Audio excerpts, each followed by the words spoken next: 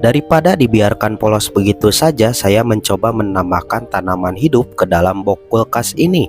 Kira-kira hasil akhirnya bakalan seperti apa? Kali ini saya mau mencoba mengubah tampilan box kulkas ini supaya lebih enak dipandang. Daripada terlihat polos begitu saja, saya kepikiran untuk menambahkan beberapa tanaman hijau agar tampilannya lebih natural dan segar. Karena di dalam box kulkas ini sebelumnya sudah ada ikan, langkah pertama yang saya lakukan adalah menguras airnya terlebih dahulu supaya proses penataan lebih mudah. Setelah air dikuras, saya mulai menambahkan media tanam berupa tanah. Untuk tanahnya sendiri tidak harus beli khusus. Kalian bisa memanfaatkan tanah bekas pot tanaman atau mengambil tanah yang ada di halaman rumah.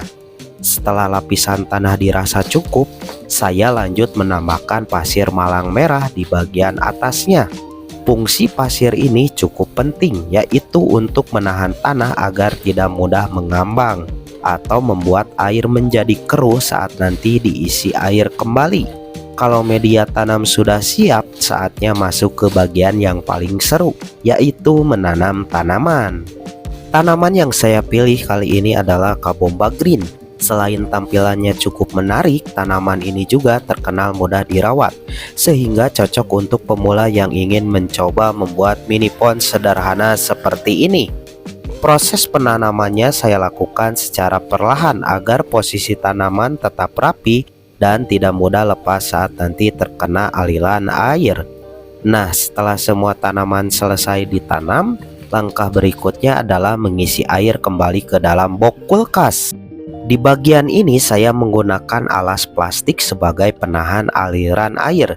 Tujuannya supaya saat air masuk, tanah dan tanaman yang sudah ditata tadi tidak berantakan atau terangkat kembali ke permukaan. Cara sederhana seperti ini cukup membantu menjaga susunan media tanam tetap rapi selama proses pengisian air. Setelah air terisi penuh, tampilan mini pond mulai terlihat berbeda dibanding sebelumnya. Kehadiran tanaman hijau membuat box kulkas yang tadinya terlihat polos menjadi jauh lebih hidup. Sebagai langkah terakhir, saya menambahkan bakteri starter. Bakteri ini diharapkan bisa membantu mempercepat proses pembentukan ekosistem dan menjaga kualitas air agar lebih stabil ke depannya. Untuk hasil awalnya sendiri saya cukup puas. Walaupun masih sederhana dan tentu masih banyak yang perlu diperbaiki, setidaknya sekarang tampilannya sudah jauh lebih menarik dibanding sebelumnya.